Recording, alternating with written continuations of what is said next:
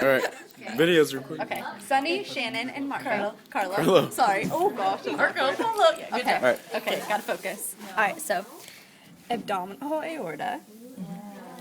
Let's see. And then the blue is the inferior vena cava coming down, and then we have the external ilia. Is it? I can't see from the side. Yeah, we have the external. So the external's on the outside, and on the inside we have the Internal. internal iliac artery.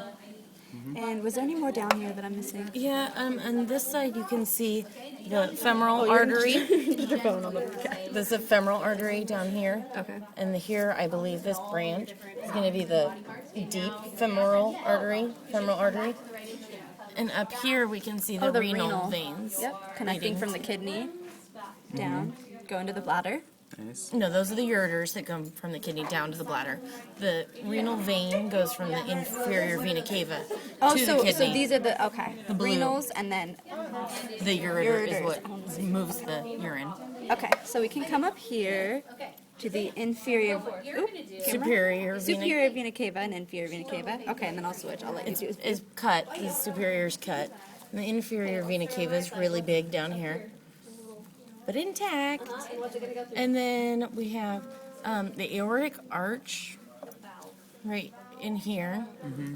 And then coming out of the aortic arch, this is the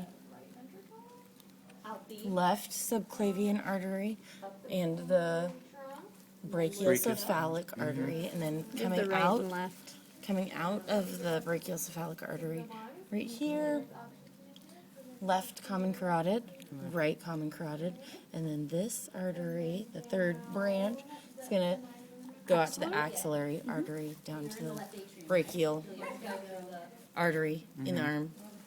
We cut it on this side. Beautiful? I think that's it, huh? Yeah. What have you found so far? That is a big inferior. You good? Yep. Okay.